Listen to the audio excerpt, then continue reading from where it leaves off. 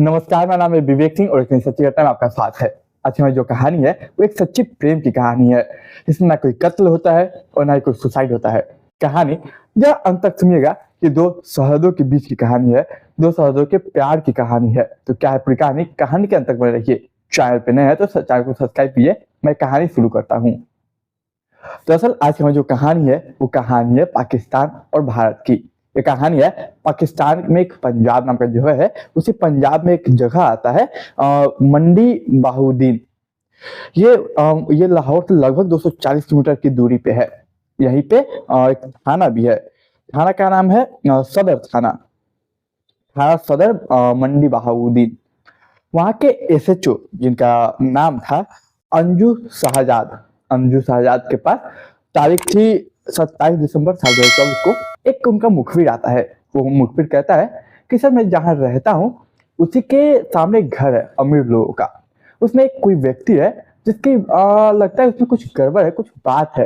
एक बार आपको जाके देखना चाहिए क्योंकि उसकी बात करने का तरीका और तमाम चीजें वो लगता नहीं कि यहाँ का है, वो लगता है कि कहीं और से आया है। जब ये एसएचओ सुनते हैं बात तो एसएचओ जो थे अंजू अंजू शहजाद शहजाद वो कहते हैं तुम्हें हो सकता है कोई गलतफहमी होगी। इसका वो मुखबिर चला जाता है। ये बात पाकिस्तान की पुलिस यानी कि वो जो एसएचओ थे पहचान गए। वो अपने थाने के एक थाना इंचार्ज से नॉर्मली बात करते हैं। कहते हैं काम करो, चलो ठीक है जो भी है यार, जाके मिल लो, देख लो क्या बात है यार, नॉर्मली मिल के आ जाओ, देख लो कुछ सही तो सब सही तो है ना। तो वहाँ का एक जो इंचार्ज था थाने का, मतलब एसएचओ को छोड़कर जो बाकी जो ऑफिसर थे, इन्वेस्टिगेटर ऑफिसर, वो जाते हैं। उनमें से एक जाते हैं वहाँ पे चेक करते हैं, जाते हैं उस घर में एंट्री लेते हैं। तो वो घर काफी अमीर था, जो भी व्यक्ति उसमें रहता था तो वे काफी नौकर चौकर थे। तो ऐसे ही जैसे वो एक जो ऑफिसर गया हुआ था, जो एसएचओ ने भेजा था, वो ऑफिसर जाता है, उससे बात करता है एक लड़के से, उसी के मतलब नौकर से। जब नौकर से बातचीत किया जाता है तो बातचीत के दौरान वो पूछता है, तो बोलता है वो लड़का कि मेरा नाम बादल बाबू है। अब पूछते कि अच्छा बादल बाबू है, क्या हुआ, क्या बात है, तमाम चीजें कि क्या हो रहा है आजकल, ये चीज पूछता है वो इन्वेस्टिगेशन ऑफिसर। तो ऑफिसर को वो जो बादल बाबू है वो कहता है कहू ना हो ऐसे करके कुछ दूसरे भाषा में। अब ऑफिसर को कुछ डाउट होता है कि जो भाषा में बात कर रहा है वो भाषा तो यहाँ का है ही नहीं, ये भाषा कहीं और का है। तो बातें बातें पूछते हैं कि तुम रहते कहाँ हो, कहाँ से आए हो। तो वो जो शख्स था मतलब बादल बाबू वो कहता है मैं यूपी का, मतलब अपने भाषा में, मैं यूपी का अलीगढ़ का रहने वाला हूँ। अलीगढ़ में एक गाँव का नाम बताता है, वहां का रहने वाला हूँ। अब पुलिस पूछती है यानी ऑफिसर पूछते हैं कि तो फिर यहाँ कैसे आ गए। ये तमाम चीजें पूछते हैं और उसके बाद जो शख्स ने कहानी बताई वो कहानी वाकई में चौंकाती है। ये बात कहानी को सुनते सुनते वो एसएचओ को अपने कॉल करते हैं। वो सारी जानकारी वो देते हैं अपने एसएचओ को कि सर देखिए ऐसा ऐसा बात है, सर ऐसा ऐसा कह रहा है कि यूपी भारत में जगह यूपी में एक जिला है अलीगढ़, वही अलीगढ़ के गाँव से आया है। तो एसएचओ इधर अपना कुछ लोगों को कॉल करते हैं कि ऐसे लोग को जो कि उनके मतलब कोई कांटेक्ट में पता करते, कोई जो भारत में रहता हो। तो एक नाम निकल के आया था, एक पत्रकार था, जो कि वो पत्रकार बहुत क्लोज थे एसएचओ अंजू अंजू शहजाद के। अब एसएचओ उससे बात करते कि आपका कोई दिल्ली में जान पहचान है, सॉरी माफ करिए, भारत में कोई जान पहचान है, मुझे एक लड़के के बारे में इन्फॉर्मेशन चाहिए था। एक लड़का कह रहा है जिसका नाम है बादल बाबू कि मैं भारत के यूपी के अलीगढ़ से आया हूँ। तो जो पत्रकार था उस पत्रकार का नाम है शहजाद मलिक। तो जो रिपोर्टर था शहजाद मलिक वो कहता है हाँ मेरा एक दोस्त है जो कि दिल्ली में रहता है, मैं उससे बात करता हूँ।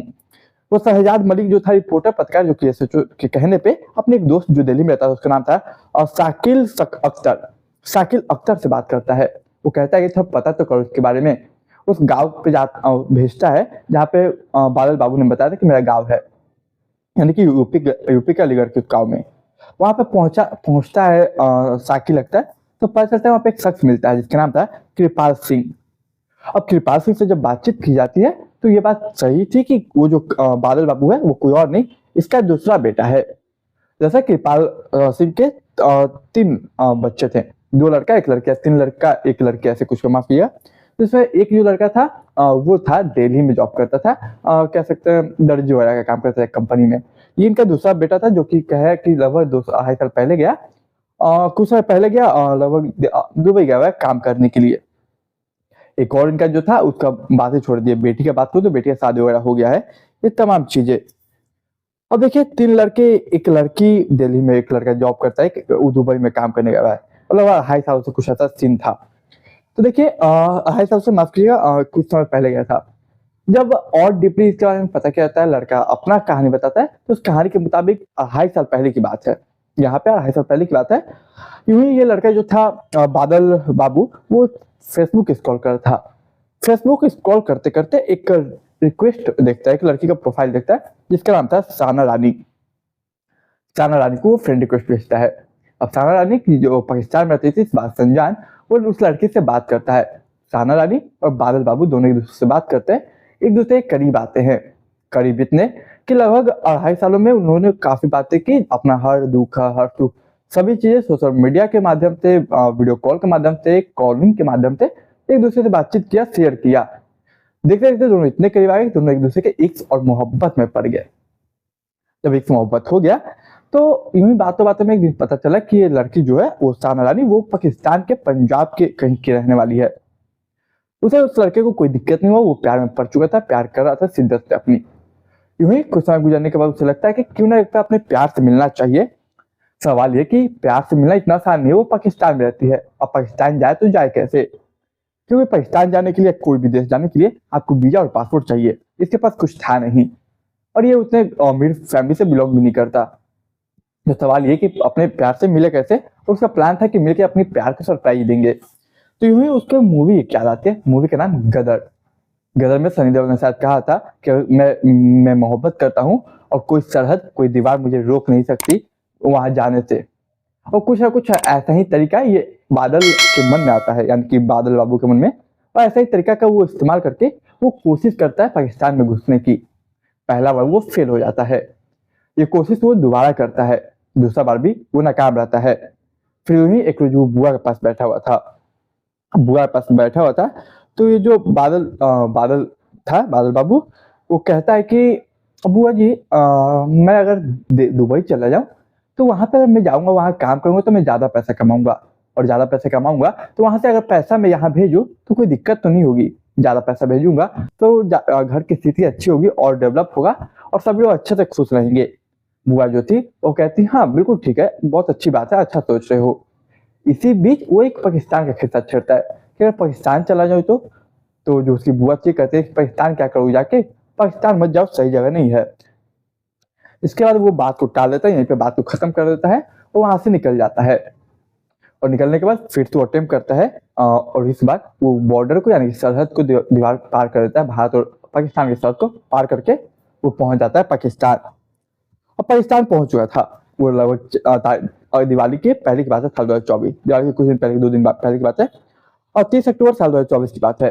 वो पहुंच कर जब पाकिस्तान पहुंच जाता है डायरेक्टली वे में, तो उसके बाद फोन वगैरह था नहीं, गरीब था, तो वो क्या करता है, एक व्यक्ति से मदद मांगता है कि क्या आप मुझे एक फोन दे सकते हैं, मुझे कहीं कॉल करना है। वो लाचार था, बेबस था, ये बात उसके हाव भाव, बातें करने के तरीकों में दिख रही थी। सामने वाला जो पाकिस्तान का शख्स था वो बोलता है ठीक है।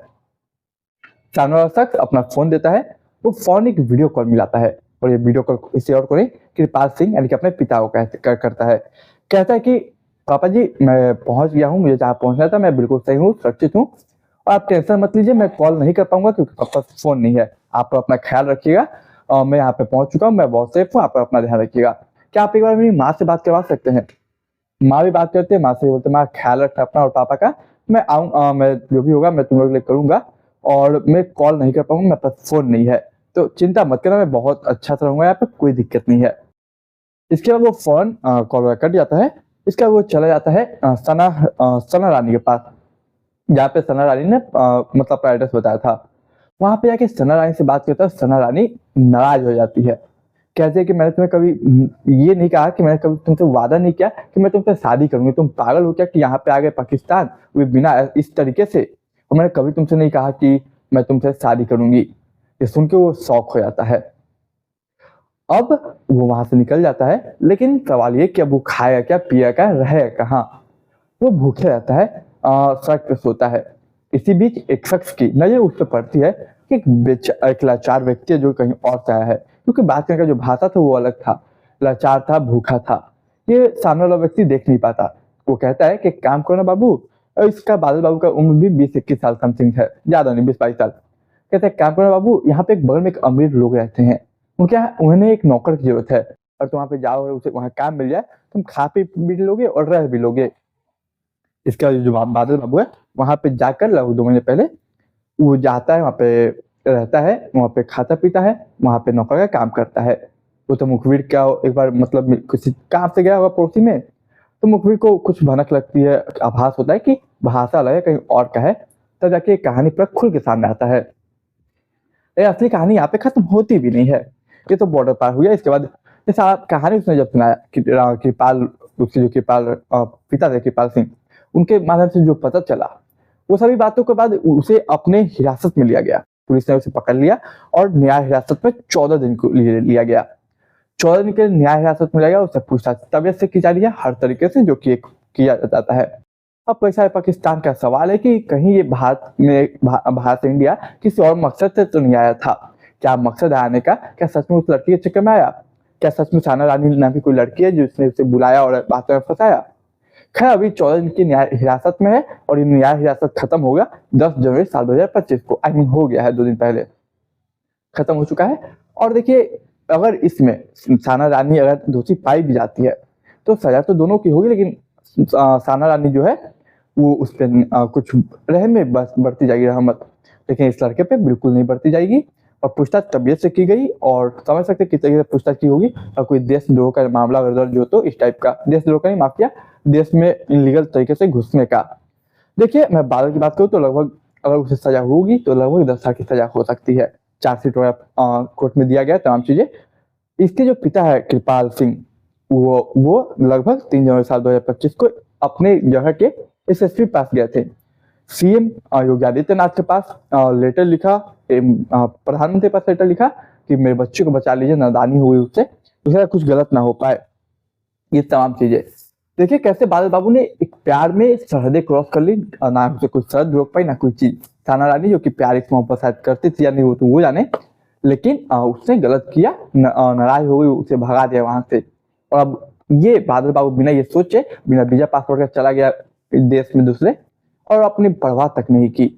अब उसका क्या हुआ क्या नहीं ये कह पाना तो मुश्किल है, लेकिन देखिए क्या होता है। जो होगा अपडेट आपको मैं दे दूंगा कि किसी वीडियो में, किसी कहानी में, या गूगल पे आप सर्च मार सकते हैं, आपको सारी डिटेल मिल जाएगी। तो देखिए, ये एक सच्चे प्रेम की सच्ची कहानी थी। तो देखिए, इस कहानी सुनाने का उद्देश्य केवल समाज में जागरूकता फैलाना था और ये सच्चाई बताना था कि प्यार इसे कहते हैं। सर, और आपस में प्यार करो, सरहदें रोक नहीं सकते आपको। वो तो भाषा के वजह से पकड़ा गया या फिर वो तरीका सच में वाकई में गलत था। और आपको कभी ऐसा हो तो वीजा पासपोर्ट एक लीगल तरीके से जाइएगा ताकि कोई दिक्कत ना हो। क्योंकि लीगल तरीके वीजा पासपोर्ट जाइएगा तो आपके पास एक रीजन होता है जाने का, गवर्नमेंट आपको सपोर्ट करती है वहाँ की। वरना पकड़े जाइएगा तो आपका पूरा जीवन बर्बाद हो सकता है। तो देखिए, हाँ, मैं हमेशा एक सच्ची घटना लाता हूँ हर रात 9 बजे। तो उम्मीद करता हूँ आपको कहानी पसंद आई होगी। कहानी पसंद आई तो चैनल को सब्सक्राइब, वीडियो को लाइक, शेयर कीजिए। आपके इस कहानी पे क्या राय है विचार कमेंट बॉक्स में रखिए। मैं मिलूंगा एक नई कहानी में, तब तक के लिए मुझे इजाजत दीजिए और नए तो चैनल को सब्सक्राइब कीजिए।